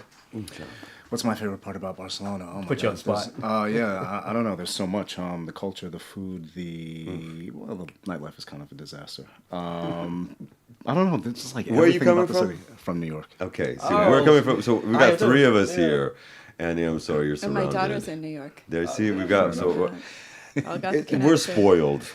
Yeah. We are spoiled out the wazoo if you're coming from New York. Yeah. I mean, well, life is a lot easier here. It is. Yeah. That's the beauty Life of is a it. lot easier here. It's a lot more slow paced. I feel people are friendlier too. Like, if I'm stumbling with my Spanish in a store, people are very like, okay, no problem, tranquilo. It's, Yeah. they're just very kind, and I've noticed. I would agree with that. I mean, I do miss some of the grit of New York that you don't have here. Like, if you try to enter a bus or something like that, I noticed that like the Spaniards or the Catalans maybe, they get really pushy. They get really, really, really pushy. And part of my New York wants to come out, but I have to remember like, I'm New York. I have to. It'll come. I promise. I'm New York. It's gonna come out. It's gonna come There out. have been You will moments push for sure. Grandpa There off have the definitely been train. moments, but yeah. I've done it. Sorry, Grandpa. He was on the way out anyway. Just say, I'm kidding. We love everybody. It's the Republican Party of the United States that doesn't love everybody. We yelled about that for an hour. We honestly, but we should also dive in. I mean, let's ask you, and then get the Queen's view. How have you taken, in totality, the harsh reality of these first 50 days? Well, almost 50 days. We're halfway through the first 100 days, which is a major thing in the country from whence we hail. How are you feeling this harsh reality of this somewhat Trump 2.0 thing? I'm not surprised by what's happening. And I don't know. I think a lot of people around me are in shock, particularly Europeans, because they're like, oh my God, how could this be happening in the United States? But, this has been bubbling up for a really, really, really long time. And seeing it unfold this way, it's shocking, but it's not surprising. I'll just say that. Okay. Yeah, Eddie? he advertised a lot of it too. Yeah, He did. Yeah, we all knew that this was coming. He did. How are you feeling? These first 50 days, I mean, we're seeing everything crash around us. It's been hard. It's been hard to accept. It's been hard to digest all of the incoming.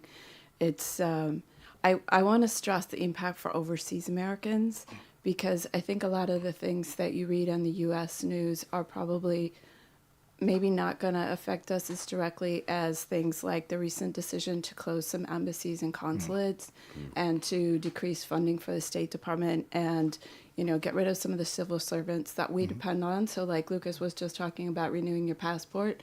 We don't know how long that's going to take now. Correct. I renewed mine also right before the election when I started to have this sinking feeling that the polls were very close. Great call. And I'm glad I did it then, but it took about 5 weeks. Mine was 2.5. It came, Oh no, it was longer than that. I did it at Christmas time, and it was just too fast. I was surprised. Yeah, it came really quickly. And so it'll be interesting to see how long it takes people who renew their passports now. Like, we get trained. We get trained at the consulate to do voter voter assistance. I'm assistance. sure that will not happen in the next elections. Fortunately, we have a good team of people who are already trained. But I think that there's also going to be some impact on us at the level of voting. If the SAVE Act is approved in the House, and God Can we forbid, explain the SAVE Senate, Act, please, really quickly? the- Could you explain that, madam? The SAVE Act is jump in and help me with this, Rob, if I mess up anything.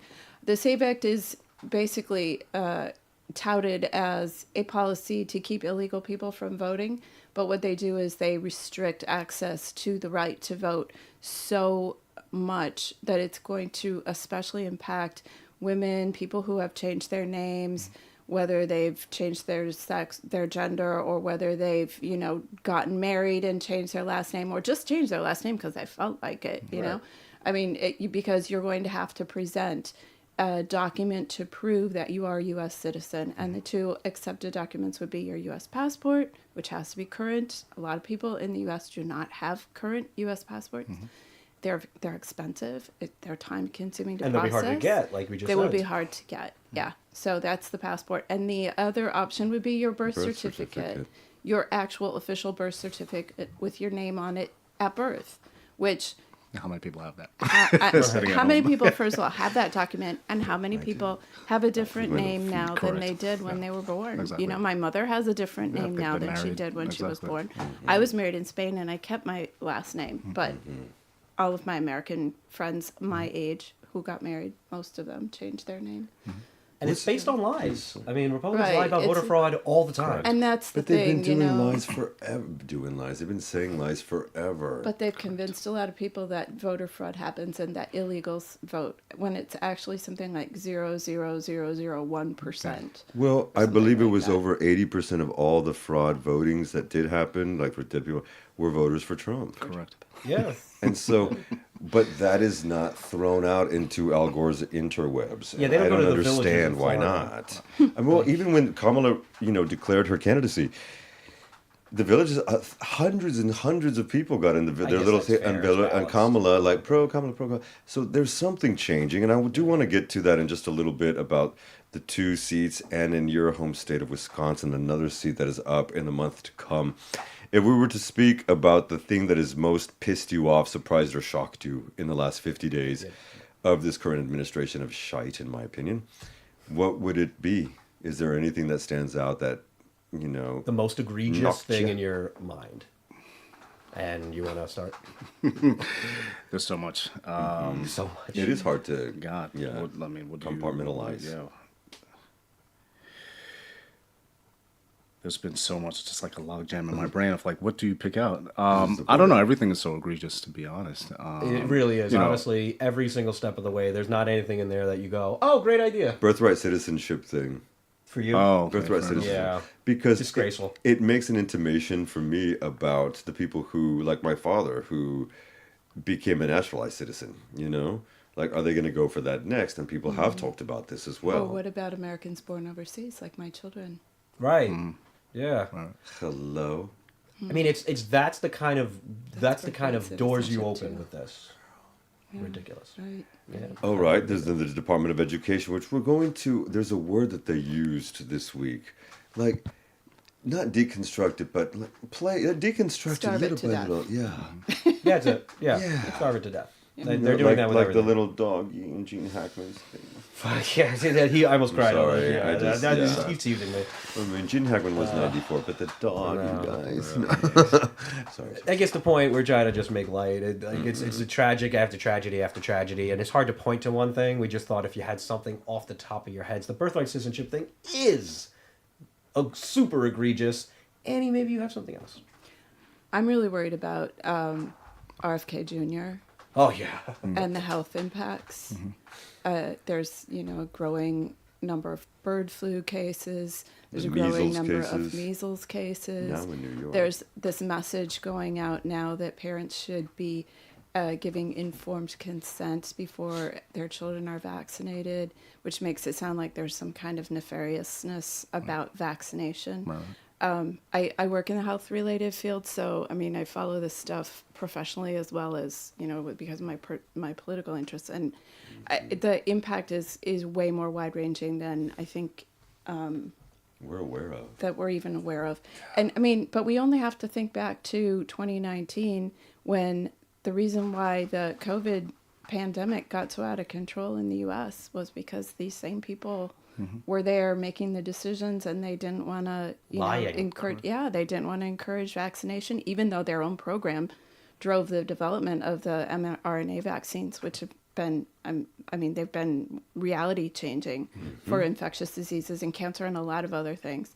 But even though they could be bragging about that, for whatever reason, they decided to turn against it and to start saying lies and terrible things about vaccines and side effects of vaccines, which are very rare. Do you remember when they lied about masks? Yeah. They lied about masks. They Well, lied. even They at the said- time, we didn't have enough masks, and so Fauci was like, "Well, remember there was that don't There wear a was mask a- unless necessary Leave the masks for the the people who need them for and the work who in need them healthcare in fields. the- They lied Correct. about masks not working. So what they did was Same they here. exploited the hole in yes. COVID science. So we know that if you wear a mask, it helps stop the spread of contagious diseases. Even anyone with half a brain understands that. They used the lack of COVID data at the time to say masks do not work. Well, and they also shed a lot of doubt on the evolution of knowledge because science is a process. Science is not like the way it is today is the way it always will be. It's constant testing of hypotheses and discarding things that have been disproven. And in the case of COVID-19, we knew nothing about this virus. It was a completely new virus. So obviously there was a process to learning. At first they thought that it wasn't airborne. Later on they discovered that it was airborne. It wasn't that they were lying in the beginning. It was that nobody knew because nobody had any experience with this virus. But they like tapping into anti-intellectualism Yes. They do. to, exactly. push their narrative, Exactly. to hold control over Yeah. the people. And And they do hold control. And they do. I mean, when you've we said this 2 weeks ago, Bob. Sorry, pardon. Yeah, I got it. If you have a grouping of hundreds of millions of people who truly believe that a 13-year-old Virgin Mary had a Christ child, and you can manipulate the mindsets of simpletons that way, and I know I'm a believer, but not necessarily that, and then it's easy to manipulate because the fear's already been instilled. And when we mandate through fear, which is what happens, especially when you have Fox News. Do you remember its original tagline, "Fair and Balanced" in 1996? I was in high school, and Greta Van Susteren and her warped face. This whole the sadness behind how they were able to do that, mostly using right-wing politics, not right-wing politics only, but media and Christian radio. As someone who grew up with that, has parlays into exactly what you've been saying because it's just so easy to manipulate these people. And then, I was talking to one of my university sessions, and they were asking me certain questions because we get bombarded with this. Us U.S. expat, immigrant, refugees, whatever you want to call us. And we were talking about the hundreds of millions who pledge allegiance to the flag of the United States of America. And they see it as complete, almost communist-like indoctrination. If you have millions and millions of kids doing this every morning. If you're in a private, Christian school, we would then turn around and pledge allegiance to the Christian flag. And then on Wednesdays, someone would come up to the front of the classroom and hold the Bible, and we'd pledge allegiance. And we had little Jew and Muslim kids, and some of them were all pledging allegiance to the Bible. The Holy Bible. Yeah, girl, please. It was insane. Crazy. And so this is a way of, It's the anti-intellectualism that you just said about, because remember, they started trying to disprove fossils. If you remember, this movement is very apt to say that actually the Earth is only 5,000 years old. And So it's flat. there's and it's flat, but there's wines from Armenia that are older than Maxwell, these people don't you think. start. I'm talking to is. somebody else. You made it. Anti-intellectualism is the exact right point. That's the exact phrase for it. It's the entire movement that has also embraced charlatans. Yeah. Charlatanism, charlatan anti-intellectualism is completely mixed in now and has power in the U.S. government. So how do you think that, not just the Democrats, but democracy, diagonally, democracy lovers and liberals and independent thinkers, how should they be reacting? Should it be a bold, brash thing or astute and assertive and, play by the rule books? Because throw those motherfucking rule books out. I'm done. I'm Jasmine Crockett, and I was born in Texas. So I'm Jasmine done. Crockett. They can all go F off. Yeah, no, I definitely feel the same way. I mean, I think at this point, Trump and his team, we'll say, are not playing by any rule book, and so we cannot look at this the same way. I mean, we can't play by any sort of rule book either.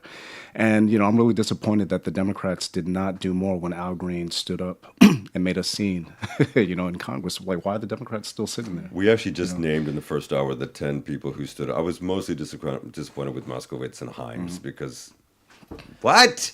So we talked about the optics level. So the optics of Donald Trump packing a room full of his toadies and his staffers would have been there was a balance there to not let him have that victory. I agree with you in spirit because the man stood up and said what we're all thinking and what we're all saying. Stop gutting these critical programs to feed your billionaire cronies. Right. His constituents will die. Some will die if this takes away. Many of everyone in that room's constituents will die from cutting these programs, and the economy will crater. Absolutely. We talked about the fact that it's not about hey, you have to care about people on these programs. They are critical to the economy. The economy will collapse. If you want to talk in Republican language, that's how you talk to these people. Al Green we gave him his flowers earlier. I like that guy. He's a real hero. I was saying he's one of the first people to impeach Trump the first time. He's been right in a long time. Yeah. What should they have done? Walk out with him? Walked out. Because they couldn't have got their staffers to go onto the other side. So it would have been too late. Yeah. So the walkout would have been... I think that would have been powerful. Yeah, I think that might have been the move to do it. Yeah. Annie, what do you think? How do you feel about that? I'm curious. Yeah, I don't know. It's I don't think that there's a single right answer to the question. Yeah. I do think that once he did it and the Republicans wanted to sanction him for it or whatever, that we should have backed him 100%. Yeah. Not the 10 that... It was... Yeah. 204 did the right thing. 10 were stupid. I believe they should catch shit for it from their constituents because that's a ridiculous thing they should never do again. Like, no one should ever be voting for Donald Trump cabinet members. But also, never. Remember, you lie to Obama. Yeah, exactly. Yeah. Remember that was fine. That was... Marjorie Taylor Greene and the heckling and Lauren Boebert when she's not in a theater trying to grab some guy's cock. Excuse me. I like her more now for that, actually. But no. The thing is... But nothing happens to them. And this goes back to, are we going to continue to play in the astute, sophist's way of being? And I just don't think this is the way to do it. We're playing with a rule book that the other team has ripped up and shredded. Yep. Brought in 2025 project instead. Yeah. We need to be playing with the same rules. So talking about that, let's dive into some of these Wisconsin, Florida things that are happening, because for fun fact, teacher talking time, kids, there is I believe a 2-seat margin that separates us in the House, and if we get by some act of hard work and holy power. Sure. And all 3 seats slide in by April to the... April 1st, yeah. April 1st. The Wisconsin election is not for the House. No. So he's saying the 3 seats in terms of the state Supreme Court. We have to win all 3 races, really. Yeah. Right. It's the most important... To me, it's the most important election day in American history. What did you just say? The state? I'm confusing something. The Wisconsin state? What? It's the election in Wisconsin is a state election, not a federal election. Madonna. For the highest. So what would happen with the 2 Florida seats? Nothing. We would be tied. No. Well, I don't think that it's going to go to the Democrats. Oh no, it's not likely. It's not likely. It's not. I just mean that is something to do. The payoff is so high because if you had a tie House, they can't pass laws. So that would be a significant kneecapping to the Republic. I think people, if they have money, they should donate money. If you have time to phone bank, you should phone bank. Just because it's worth fighting for. I'm not saying we're gonna win it. I'm saying that it's a fight worth taking. Wisconsin State Supreme Court race is a lot closer and a lot more winnable. Right. And Elon's dumping money in there because he's suing the state because they wouldn't let him open his dealerships. Michael, you were going to say something? No. I'm just... full disclosure, I'm not a Democrat. I'm definitely not a Republican, Okay. And I'm definitely a lot more left-leaning than I think most Democrats are. I think... hey, donate if you want to, obviously it would be good for the Democrats if those 2 seats flip to Democrats. But I just think it's a fool's errand. It's just not going to happen. And I think Democrats need to start thinking about what it is that they're going to do after April 1st, because it's not going to happen, And I think a lot of Democrats are just kind of like running around with their heads in their asses. And, the country is going to shit. Is it okay if I curse or whatever? Yeah. Okay. The country is going to shit. And the Democrats don't have any real sort of plan. Sitting in Congress wearing pink, holding up ping pong paddles is not going to change the course of the country. And I don't think that Democrats have any sort of plan. There's no one in there who's a real fighter. Hakeem Jeffries is a joke. You know, I don't know what the solution. Schumer's a joke. I'm a little disappointed with that. Schumer's a Zionist joke. So what do you think about the fact that they are doing all-night filibusters? They are doing the town halls because we are, like you had said earlier, they're flooding. The Republicans are flooding this zone. We're doing anti-intellectualism. They're taking over these networks. How do we actually? Because I am a Democrat, but I'm a Democrat by choice, and I'm a Democrat because I believe it's a tool. Right. I believe it's a tool that we have fascists in power. We need to use the tool that we have to take the fascists out of power. If you remove a fascist with a not fascist, I believe we can progress in that form. I think that they. No, but what are you asking him a question? I'm asking you, like, what do you think about the impact of filibustering and going to town halls? Do you think that more of those 2 steps specifically should be taking place, like the town halls specifically? Yeah, I mean, I think the Democrats need to do what they think that is in their best interest. I don't know if it's going to be effective. Okay. I don't know if it'll be effective. No, that's fair. What about this? Sorry, interrupting. No, I was going to say, and so, like, to your point with fascism, I don't think that Democrats are a counterparty to fascism. I really don't. And I saw something that Chris Hedges had mentioned about Democrats and Republicans, and he basically said, like, the Republicans are a party of the oligarchy, and Democrats are the party of corporatists. And neither one of those parties has the people's best interests at heart, you know. But no, the corporatists are also siding more with Republicans. Right, they were all at the inauguration. Right, you know. I mean, but I think so I would say, like, Elon Musk is more of an oligarch than a corporatist, right? Whereas Bezos, I'd say they're also oligarchs too, but corporatists more like just corporations. You know, they want decorum, they want peace. Whereas oligarchs basically want to just tear everything up. But in both of those scenarios, I feel like the American people will never make out. You know, both parties are basically going to make it hard for us. So what is the solution? I don't know. I'm not a political analyst. You know, I don't know what you all think. If you all have any Andy, I'm curious to see, because you're much more invested than certainly Michael and I are in dealing with the Democrats, specifically abroad. Oh, I'm Captain Democrat. So. How do you feel about this, especially what Mike is saying? How do I feel about the Democratic Party as it stands right now? What are the things it could be doing? What to do, and what the better alternatives are coalition building. Like, if you have any thoughts on those. Because we don't have executive or Congress or Senate. Yeah, all we can do right now is obstruct. And so I think that it's really important to present a unified face of obstruction, you know, and to call them out. So I was just listening to Rachel Maddow on the way in, and she said that Mark Pocan, who's one of the 2 Democrats representing the state of Wisconsin in the House, is holding a town hall as close as he can get to the Republican district that it borders his, so that and they are, you know, telling the people in his Republican district, in the Republican district, that they can come to his town hall to hear from a member of Congress, because they're not going to hear from their own member of Congress. Because an interweb went out saying, don't do any more town halls. When we gut Medicaid, you can't go to your home district and talk about it. Because they're George Soros-funded Democrats who are coming in hours earlier to sit in. And this is what they're saying on Fox News. This is what Moses Mike is saying. Moses Mike Johnson, that closet case, is saying. And then, let's be real, you can smell the gay. You can smell the gay. And then, even, what's her name? La Cabrona, that used to be on radio, Laura Ingraham. She actually said, I think that this is just weak. You look weak. Right. You look pathetic not going out there and doing these town halls. Yeah. I mean, they said the Tea Partiers used to go do that to the Democrats, and they still went and did theirs. Yeah. I want to see every Democrat every single Republican that fails to show up at a town Bernie's hall. doing a town hall in some Midwest state. He was in like Nevada or Nebraska or someplace, where they haven't voted for Democrats in decades. Because he's an effective communicator. There's a polarization about him, but he's an effective communicator. He needs to wear those mitts when he walks in. Yeah. Him and Larry David should be going around together and doing something that would be. And AOC. But not Cheryl Hines. So, Woo, Jesus.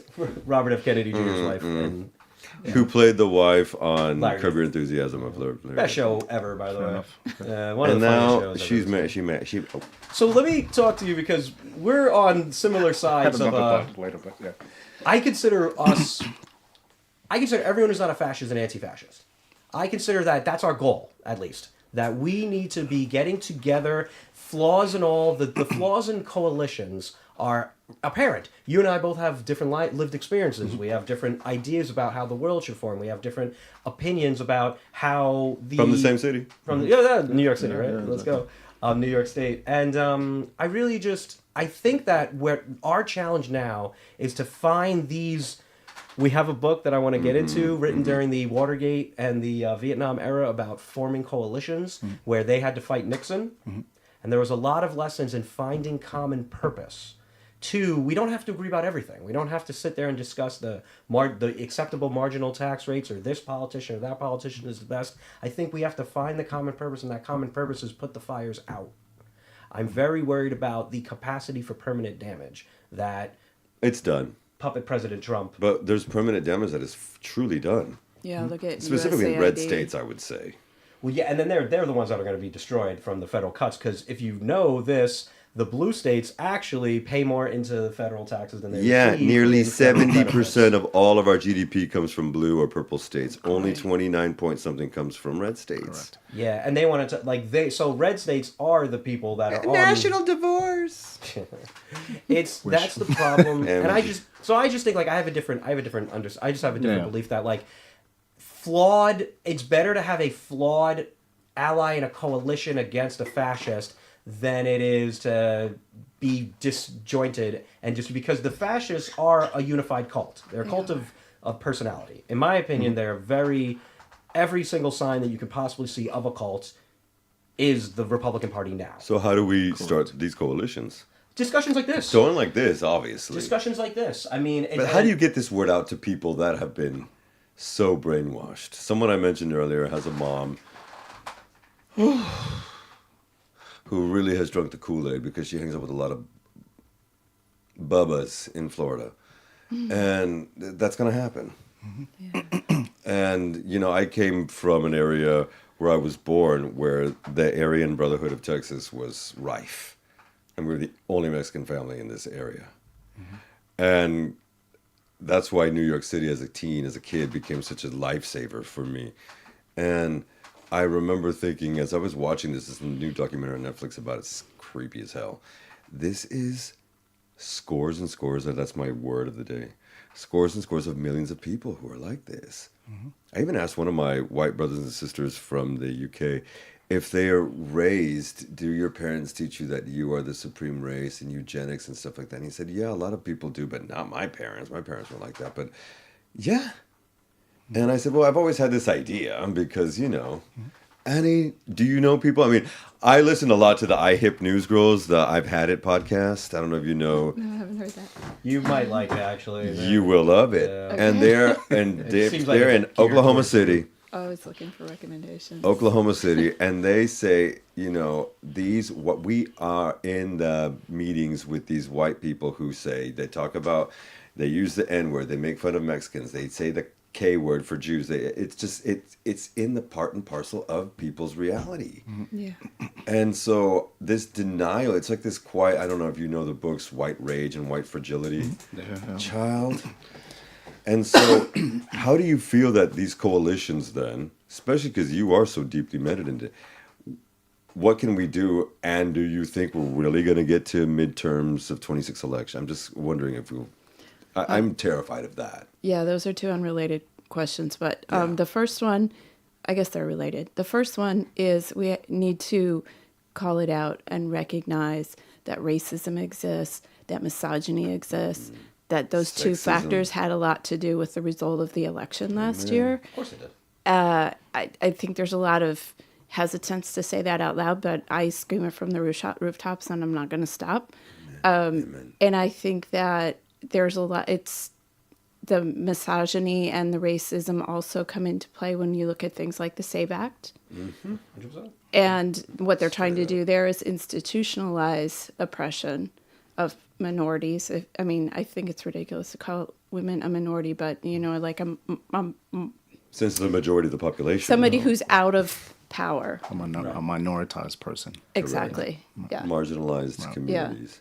And so with that, it's probably, I don't think that the SAVE Act is going to come up for a vote very soon in the House. I just saw a message today in one of the DA channels that it's not on the docket for next week in the House, and the week after that they're having recess and going Again? home. Yeah, Maybe let's it's all do right. some town It's better. halls, guys. It's better if they're not there doing any more damage Right, than's well, already that's been true, too. done. Send them home. Send them home. Stop the SAVE Act. I love that. Stop idea. the SAVE Stop Act. The SAVE Act. Yeah. It's an immediate action plan right now. This is an atrocious It needs to be bill. our battle cry, yeah, I for sure. agree. Because if that passes, it will be really hard for us to vote in 2026. But even if it doesn't pass, I think they're going to do things to limit, especially our access as overseas voters. And this is something I actually wanted to talk about today, because in 2020, I was looking at FEAP.gov report on this. 7.8% of eligible U.S. citizens living abroad voted. That was in 2020. That was 7.8? 7.8. That's not enough. 2024, we do not have the numbers yet, and I doubt that we will get like pure undiluted numbers, if any. So we have to go with the 2020 numbers right now.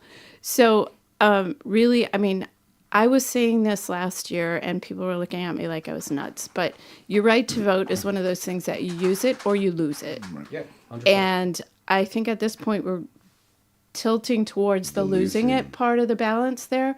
So my recommendation to all overseas voters this year, even though you may not have an election on the calendar right now in your state, is to send in your voter registration, send in your ballot request. Go to votefromabroad.org.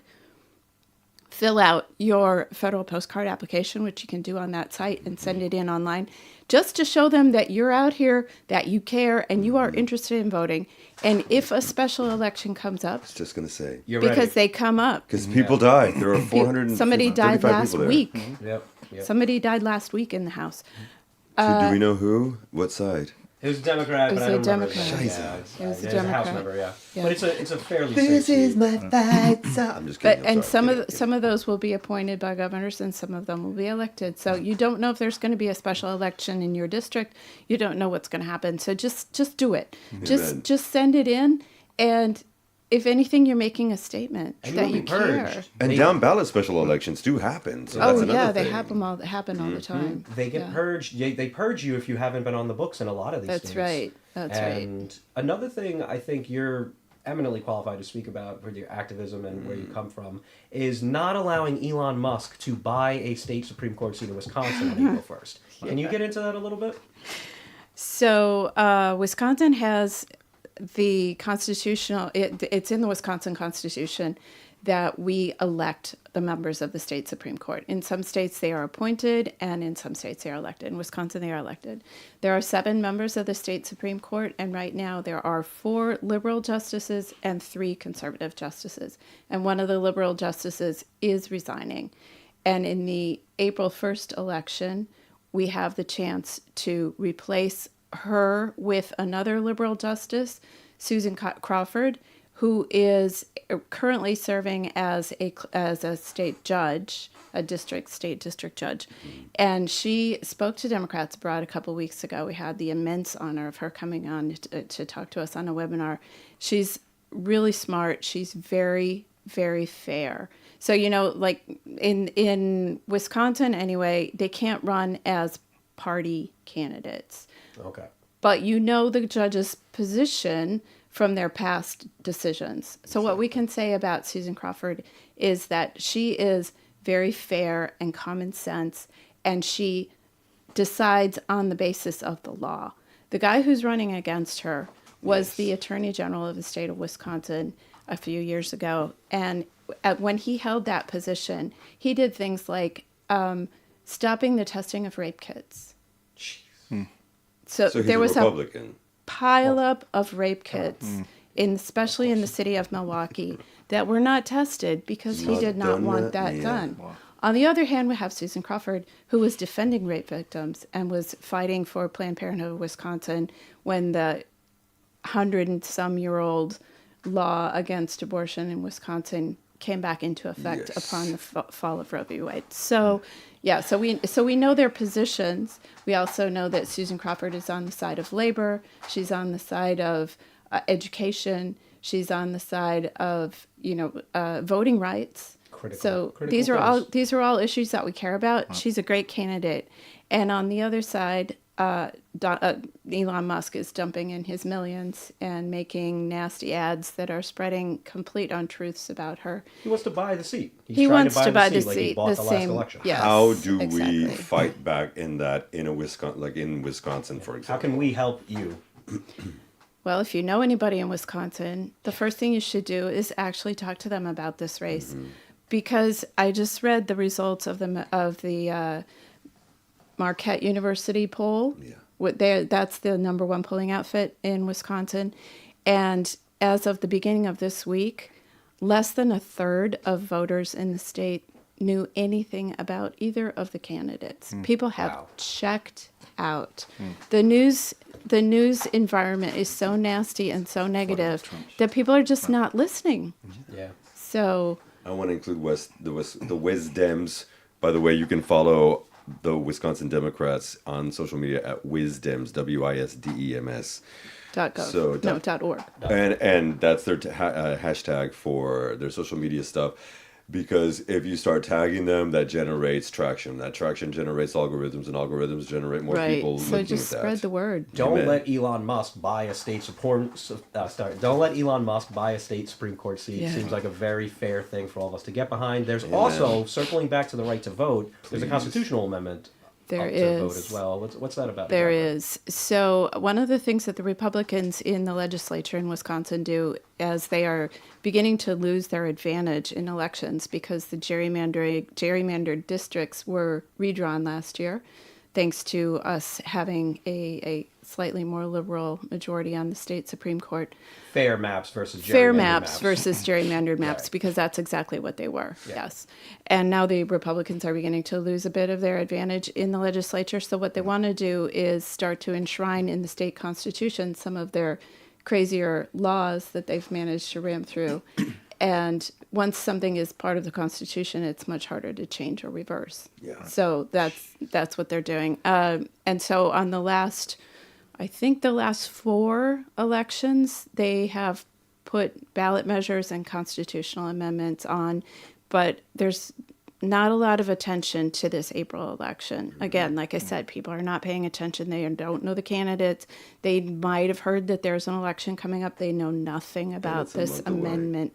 It is April 1st. Less, yeah. So the amendment would enshrine in the state constitution a law requiring certain forms of photo ID when you go to vote. The voter ID thing's always been a red herring, of course. These lies about voter fraud have always been used to enforce voter suppression. Correct. We're, as voters from abroad, get lied about constantly by these Republicans. Yeah. It's so hard to vote in New York. We know we're the most difficult. We go through several measures. The Pentagon and difficult. My state. No, yes, actually, no, it's not. Yeah. Wisconsin is the most difficult. Really? Yeah. Really? I was told it was New York. Yeah. But we do it. But apparently, not even 8% of us. Yeah, not abroad. 8. Yeah, right.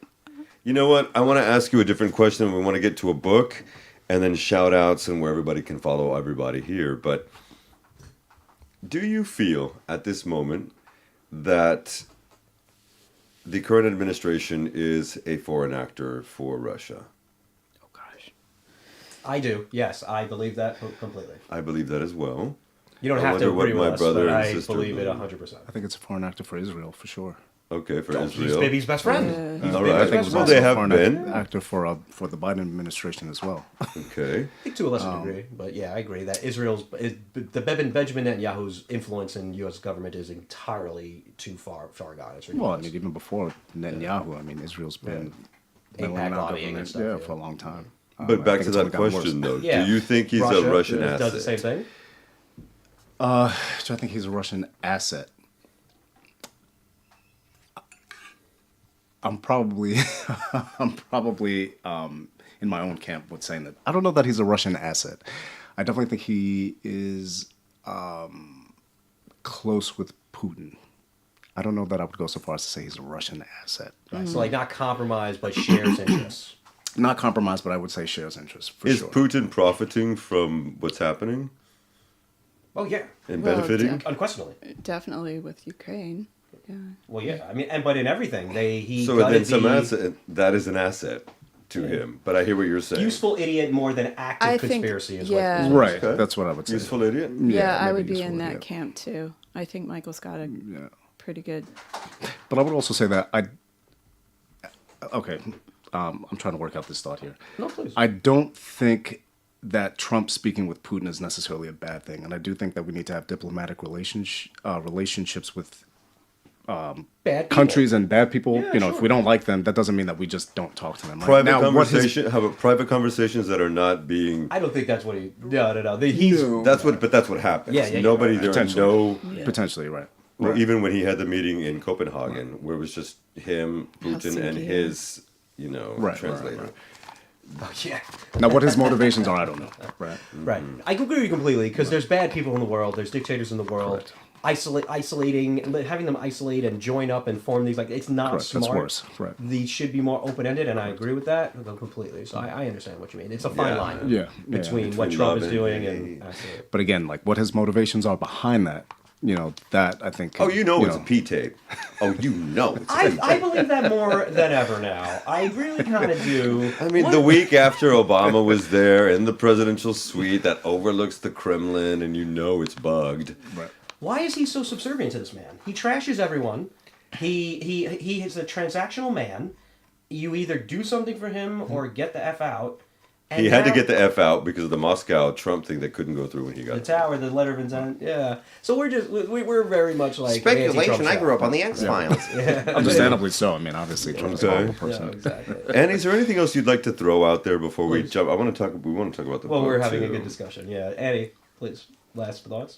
Yeah, I really want to stress the fact that we need to be actively taking ownership of our defense of democracy and thinking about how we want to do that. And talking to other people.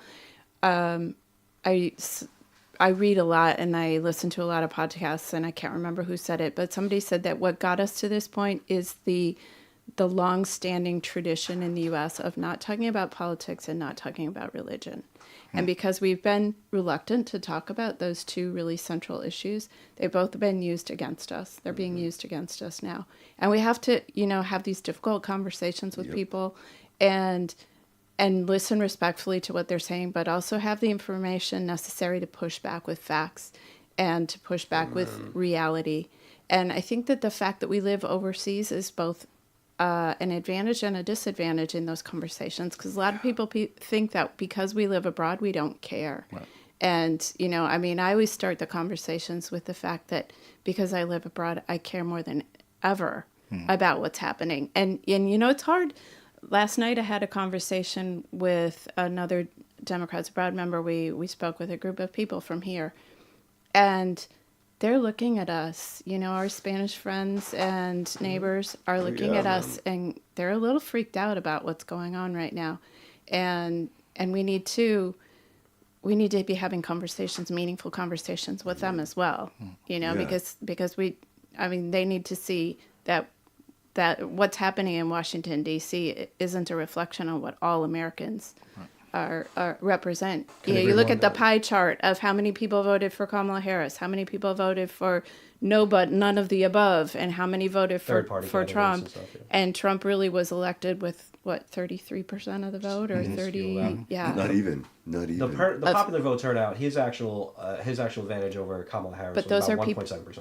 But those are people who actually voted. Yeah, right. But if you look at how many people could have voted, 80 million, 80 million, over 80 million. right, could have and did not. right. So, and yet he's walking around with a mandate, which the only person who stood up and said he doesn't have that is Al Green. And didn't get the support. In the end, the statistics are that he got just under 48% of the vote. which means over 52% of the vote public didn't vote for him, of the people who voted. That's right. So there is no Under mandate. 50 for A sure. mandate is 50.1 plus. Well, no, there have been mandates. Obama had a mandate. Oh, Well, for sure. but Obama got more than 50%. Right. So when you have over the half voting of your constituents, there you go. That's a bit of a mandate. 47%, 48 is not a mandate. But a lot of that was voter suppression and convincing people to just stay home. You know, bomb telling threats. people over and over and over again that your vote doesn't matter. And that's the biggest lie that the most Americans have swallowed. Well, Republicans wouldn't be trying to suppress your votes if your votes didn't matter. That's Right. damn That's right. right. And let's say let's forget. Not forget what he said. We only need your vote this time. You'll Right. never have to vote again. Yeah, did that set off alarm bells in your mind? To me, yes. To voters, apparently not. And the nearly 81 million who didn't vote. But the Democrats also have to offer people something. I would say They they do. did for the past 4 years They of do. the administration. I with don't the, think they did. Well, Well, think about the really laws don't we think they passed. CHIP Acts, PAC Act. These Yeah. acts are. Before this year, Inflation we were Reduction making as Acts. many chips as China. There are many things that the inflation shite, but that was a global thing. The fact that we had a 3.4 to 3.8% unemployment rate in a country of 340 million people says volumes. Well, I'm proud of the legislation. I follow the legislation between red states and blue states. I follow the legislation between Republican presidents passed with their Congress and what Democrats passed with their Congress, and I stand on the legislation that's been passed over the past 4 years. I think, But they're not doing enough. But Sure. Well, what I would say is that I don't think that most people follow the legislation, and I think most people vote based off of how they feel, and I think that's exactly why Trump is in office, because I don't think most people look at like, oh, well, You're what right. passed, what didn't pass, you know. I think people really vote on how they feel in that moment. If Should my we be li- if- lying? Should no, I we don't think you should be lying like lying. I think that Democrats need to either A, do a better job messaging what it is that they intend to do, well, A and B, that they actually need to follow through with some of these promises. You know, you can't say, well, I'm going to cancel student debt, and then that does not happen. And then yeah, but what is that in the grand scheme of things, right? because this right-wing Supreme Court that Trump got elected and put 3 on gutted him. But also, I can't remember the path that Biden chose when Biden should have done. I can't think of what the name was.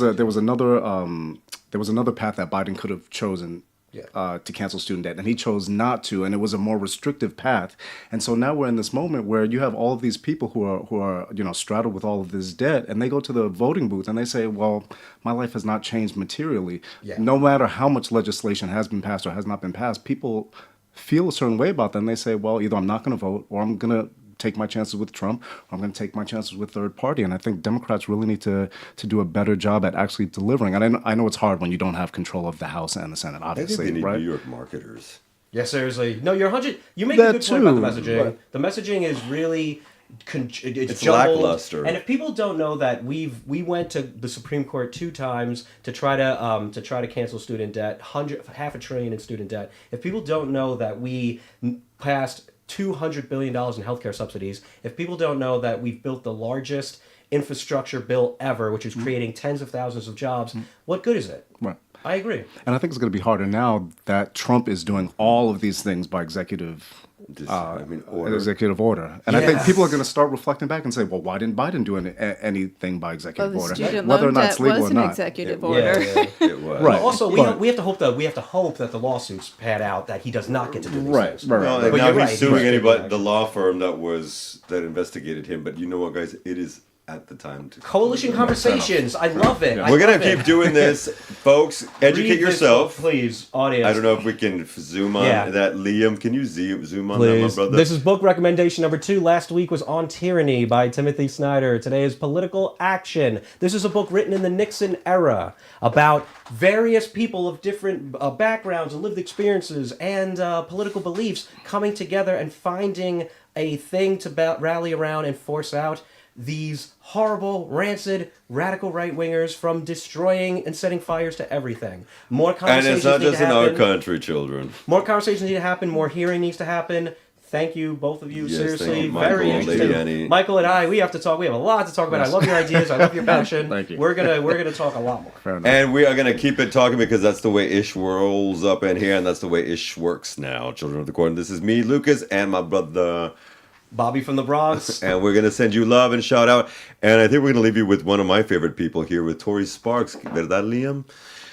My queen. In fact, she's the queen of flamenco soul, and she's flamenco rock fusion here in Spain, and she's one of my best friends. So we love you, Tori. We love you, everybody. Keep it real. Get yourself vote. Remember, you can get yourself registered through votefromabroad.org. If you're living abroad. So please do that.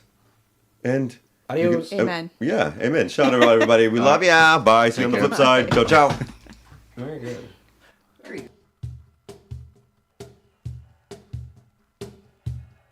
Everybody knows that the dice are loaded. Everybody rolls with their fingers crossed. Everybody knows the war is over. Everybody knows the good guys lost. Everybody knows that the fight was fixed. The poor stay poor, the rich get rich. That's how it goes. And everybody knows.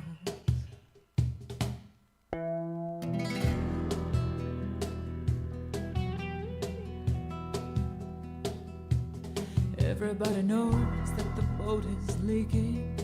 Everybody knows that the captain lied. Everybody got this broken feeling, like the father or the dog just died.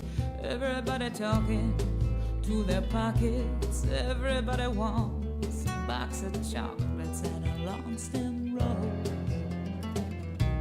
And everybody knows. Everybody knows that you love me, baby. Everybody knows that you really do. Everybody knows that you've been faithful, or give or take a night or two. Everybody knows that you've been discreet. There were so many people you just had to meet without your clothes. And everybody knows.